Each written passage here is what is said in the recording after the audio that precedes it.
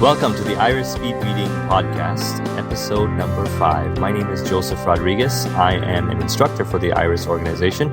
And on the line with me today, as always, we have Paul Novak, the founder of Iris. Paul, say hi. Hey, Joe. And today, we've got a special episode for you. We're going to be talking about how learning to speed read can improve other areas of your life. So this is going to be a great topic, jam-packed with information. And me and Paul have been looking forward to doing this podcast, and let's get started. But before we get started, Paul, we have a question that came in from one of our listeners, right, to our podcast. Yeah, it's Luke from Irvine, California, and he was listening to our podcast and he had a question. He sent us an email, and if anybody else has questions, feel free to shoot us an email at podcast@irisreading.com. His question is, I can read nonfiction at 550 to 600 words per minute, but I can only read novels at around 200 to 250 words per minute. I assume it's because I don't read much fiction, but I still find it quite bizarre. Any thoughts? So the question from Luke. Joe, do you want to kind of expand on that? You know what? I don't really get questions like this very often when doing the workshops. Usually it's the other way around. Right. Non-fiction books tend to take longer to read than fiction books. For a lot of people, especially when they're reading technical books, technical material that's non-fiction. So I suspect that either the type of fiction book he's reading has vocabulary that he's not familiar with, or he's just not interested in it. Now, I read a lot of books by Malcolm Gladwell. I've read all his books except his most recent one. And those are books that I can sit down and read in one day. And they're creative nonfiction books, and they seem to flow really well. And you can give me a similar book on the same topic by a different author, and it would take me a lot longer to read. And the reason why I find is because he's a great storyteller. Malcolm Gladwell's a great storyteller. Right, so you have some nonfiction that's actually written in a story-like fashion. But I think another thing that I think of when someone tells me in a class that they're reading novels a little more slowly, sometimes they tell me it's because they're trying to enjoy them. And I want to be clear about this, because you can enjoy a novel going at 400, 500, 600 words a minute. It's definitely possible, but it depends on the novel. Some novels are written to where they're enjoyable and they can be read at a fast pace. Think maybe some of the Harry Potter novels. A lot of us know maybe you've got kids or maybe you've got brothers and sisters that read them and they fly through them. Now, contrast that kind of fiction with other types of fiction, like if you were reading, a play by Shakespeare, it's language you're not familiar with. Or if you were reading, a novel from a writer that writes very, very eloquently, where, the writing is almost poetic, that kind of material I can see someone going more slowly because it makes sense to go more slowly through that kind of material. So, great point. I guess the answer to this question is it kind of depends. It's not I wouldn't say it's uncommon, but I don't want the listeners to think that you have to go slowly through all fiction material. Sometimes, like Joe mentioned, it's a matter of the material might not be that interesting to you. I know lately I've been reading mostly nonfiction, so if somebody forced me to read fiction that I'm not interested in. Let's say I had an English literature class and I'm reading it for that. I probably might not have the interest, and I might go slowly because it's just maybe boring material. So it does depend. And if it's written very eloquently, then that's something that you probably should go slowly if you want to appreciate, the words, the tone, and all of that. But again, depends on the material. All right, so thanks, Luke, for that question. And if anybody wants to submit any questions that we can address on our podcast, Paul, you want to give out the number? The podcast number is 315-313-4747. And it's just a voicemail line where you could call in, let us know what your question is, who you are, and where you're calling from, and we'll try to get to as many of these questions as we can at the beginning of every podcast that we do. All right. So, back to our topic. How learning to speed read can improve other areas of your life. So this one's a really big one for me, because one of the things that I start off right away when I teach these classes in saying is that I make a bold statement. I tell my students that you're here not to learn how to read faster, but you're here to get more out of your days. I mean, the reason why you want to read faster is not because you just want to get through material faster. You want to comprehend and retain that information longer, and you just want to save time. So you spend less time reading, take in more information, so you can do other things. So the amazing part of this, of learning speed reading techniques and strategies, the ones we teach, is that you can take these very techniques and strategies and you can apply them to other areas of your life. So Paul, we're gonna give you guys two topics today, or two points, two areas when it comes to speed reading in the whole area of speed reading that will be improved when you take our program or you learn our information, and you can apply it to other areas of your life. So Paul, you want to talk about? Yeah, topic number one is memory. Now, memory is obviously something that is involved with reading. You want to remember what you're actually reading and comprehending. But it's also, memory affects so many other parts of our lives. So let's talk about memory from the standpoint of, these are some basic things that help not only with reading, but they also are important to other areas of your life. So one very important thing to know, the most important thing you need to know about memory is, I would say the single biggest factor that affects how well you remember anything is repetition. Repetition is, I want to give you an example. Think about when you hear music.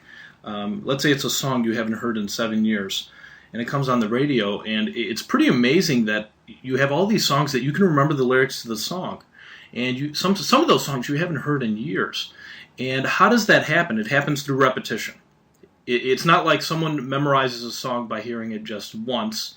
You memorize a song maybe because it was on the radio all the time when it was popular, or it's on your iPod and you listen to it over and over again, and that's the only way that you will memorize it. No one remembers a song, all the lyrics, just by hearing it one time. So repetition is factor number one, and that helps you obviously with remembering songs. It also helps you with reading, and I'll talk quickly about how it helps with reading. I'm not going to go into too much detail. I think we did a podcast, the last podcast or the one before, we did one on actually retention, how to remember material that you read. So you can check that out at irisreading.com/podcast or in iTunes. But let's talk about repetition with reading. Obviously, if I'm reading a book, I don't want to read that book 10 times just for the sake of repetition. But there's a lot of other ways that you can get repetition through your reading. One example would be, before you actually start reading the chapter or the article or the book, you do some kind of a preview. It's kind of the equivalent of, I think of it like, before you work out or play a sport, you warm up and you stretch out. So some of the ways you can warm up and stretch out before you read would be maybe, if you've got a textbook chapter, you're looking at all the headings and subheadings, bold-faced words, before you actually start reading it beginning to end. Another way to do it would be maybe to read the introduction and the conclusion, or maybe the first sentences of paragraphs. And by doing these little things, these are little forms of repetition. So let's say you read the first and last paragraph. That's one type of repetition. Helps you remember the material a little better. Now you might read the first sentence of every single paragraph, and that's another form of repetition. And then you might say, okay, let me look at some of the headings and subheadings. And these are quick little things you can do, and they get the repetition going in there, and it's like warming up and stretching. And then finally you say, you know what, I'm going to read this chapter the whole way through. And that way you got your repetition in with it. You read the chapter in its entirety once, but you still got the repetition. Other forms of repetition would be maybe taking notes while you're reading. So again, key point number one to remember, and when we're talking about this topic of memory, is repetition is going to be the single biggest factor that's going to help you remember what you read. So try to get your repetition in there in as many ways as you can. And again, repetition is about strategy, not reading the same thing over and over again. And we cover all these strategies in our workshops. Right, so going about it strategically, and that's some of the things that we do cover in the workshop is, how are you going to apply and get the repetition strategically when you're going after material like textbooks versus a magazine article versus maybe a newspaper or a fiction novel. So there's a lot of different ways you can go about doing this to kind of optimize your reading experience. Speed reading, repetition methods, systems, and formulas. There you go. So topic number two with memory. Another really important, if you want to think of it as a trick, and some of you might be aware of this already, is something called a mnemonic device. Mnemonic devices are, you can think of them as shortcuts to remembering things. So you want to think of your memory. I like to think of memory in two ways. There's the retaining of something. You retain something, and then you have to recall the information. So sometimes we have a problem with one or the other. So sometimes we retain the information, but then we have trouble recalling it. A good example is maybe, let's say you studied all night for a test, and you ever get to a question on the test, and you're like, oh man, I can't remember this one single point. Well, I know the answer to this, but how come I can't remember it? And sometimes it's on the tip of your tongue, and this is where you need something to trigger. And mnemonic devices are great ways to help you trigger things that you already know. So I'll give you an example of a mnemonic device, and you can Google this stuff and find a number of other examples, but you can create some on your own as well. So let's say someone asked you a question. Okay, what are the Great Lakes? All 5 of the Great Lakes in the U.S. And you think about it, and to me, the first thing that comes to mind, because I live in Chicago, is Lake Michigan is one of them. And then I might get a few more, but there's 5 of them. Off the top of my head, I might not know.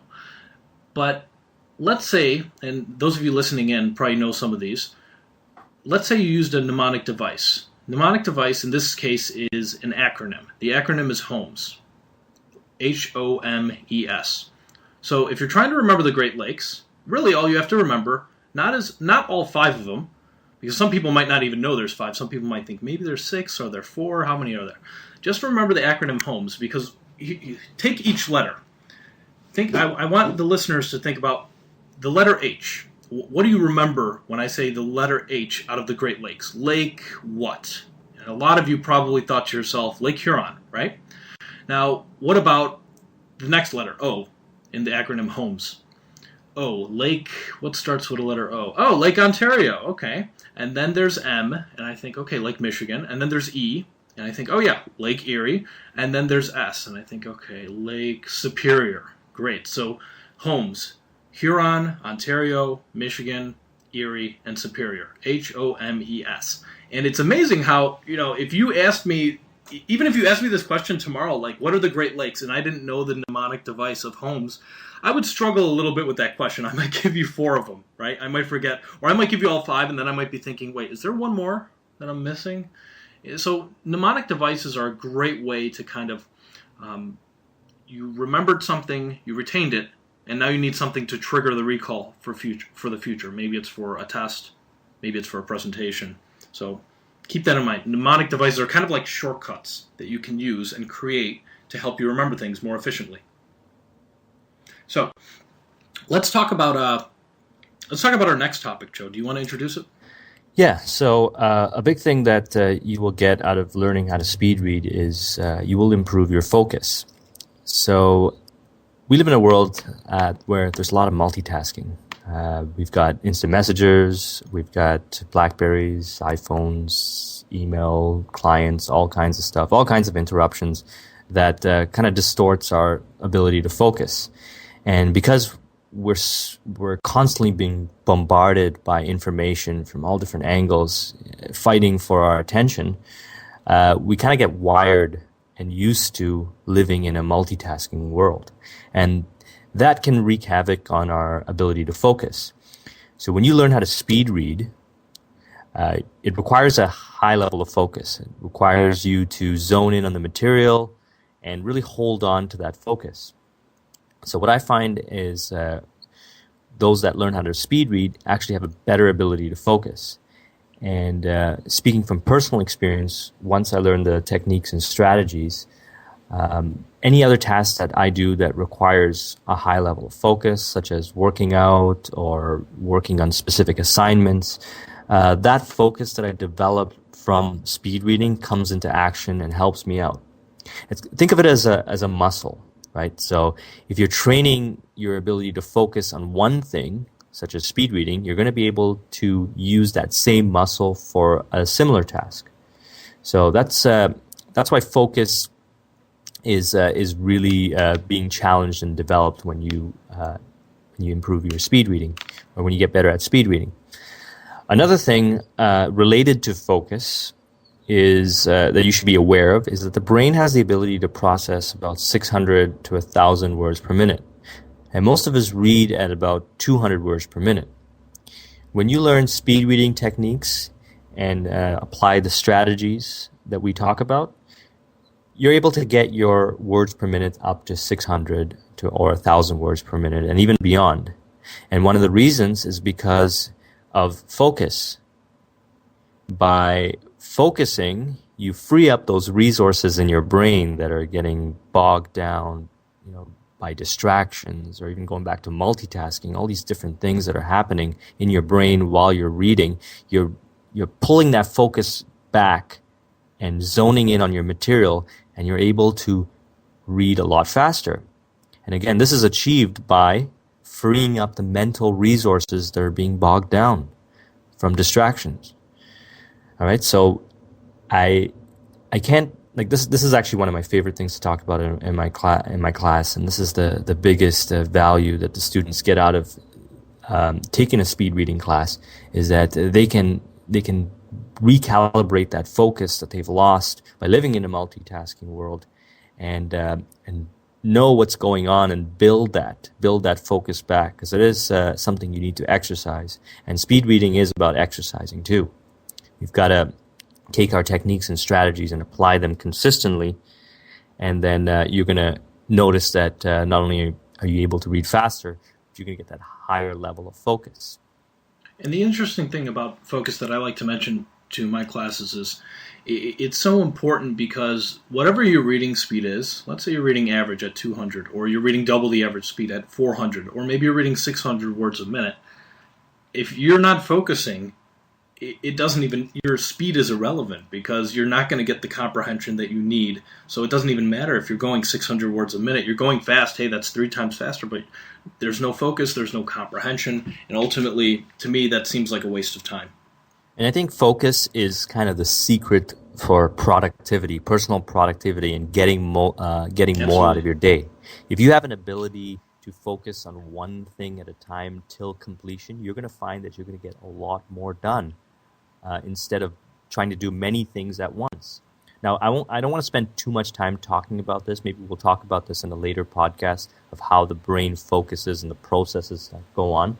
But it's really something that is a great benefit that you get from taking a speed reading workshop. Taking one of our workshops is that you get the tools and strategies to improve your focus. Absolutely. So let's recap the things that we talked about today. We talked about 2 major things that are involved with, how speed reading can improve other areas of your life, and those 2 things are memory and focus. If you become a trained speed reader, one of the things that you'll learn is how to improve your memory. Repetition is key. Learning mnemonic devices. There's a number of other things as well, and having focus is big point number 2. This is, if you become a trained speed reader, you can't learn to speed read unless you learn to improve your focus. And if you learn to improve your focus, like Joe was mentioning, that's going to help you in so many other areas of your life in terms of just personal and professional productivity. All right. So I hope you got some great value out of our podcast here. Me and Paul were looking forward to talking about the so-called side effects of learning how to speed read. The positive side effects that you can apply. Positive side effects. Positive side effects. Not all side effects are bad. We'll have to look into the negative ones. I don't know if there's any negative. There's no major negative ones. No. Not that I can think of, but I can think of one right off the bat.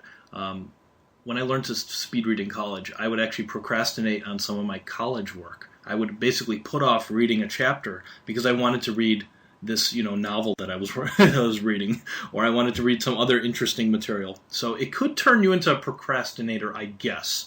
Yeah. But if you're reading more material, in the end, I think that's a positive thing. Yeah. So we got a special promo for our listeners. Anyone interested in taking one of our workshops, one of our live workshops, our full-day workshops, we teach them in about 20 cities all throughout the U.S., and I personally teach the classes in Toronto. So if you want to take a class where I'm teaching, you can sign up for one of our Toronto classes. Check out irisreading.com, and over there we have our full class schedule of all the different cities, and you can register for one of the classes. And here's the promo. When you check out, if you use promo code speedreadingzone.com, If you use that as a promo code when you check out, you'll save 25% on your class. And if you're signing up as an individual, our classes are $199. And if you're signing up as a pair of two, it's $299 for the both of you, and a pair of three, or that's not even, can't have a pair of three, but if you sign up with three, a triad of three, it's $399, and if you apply that code, you'll save 25% off that. So you're really going to get some really, really good value. It's a 5-hour workshop. We cover everything from reading faster to improving comprehension to retaining information. I really, really enjoy teaching these classes out in Toronto, and I'm looking forward, Paul, we talked about this, of teaching other classes in the U.S. and really delivering this great information. Absolutely. So, and just to clarify the promo code that Joe gave, speedreadingzone.com, I just want to make mention that is actually one of Joe's blogs that he actually writes pretty actively on. A lot of great content that you can go to speedreadingzone.com to check out more information, read a number of very interesting articles. So we hope you guys like these podcasts that we're doing. We're planning to do them on a weekly basis. And again, if you have questions, send us a question at podcast@irisreading.com or leave us a voicemail at 315-313-4747. And if you have those questions, go ahead and send them along. We'll make sure that we get to as many as we can during this podcast. And we really hope you like this. If you did like this podcast, tell your friends about it. And if you did not like it, we hope you tell your enemies about it. As always. Thank you guys very much for listening in, and we'll talk to you later. Bye.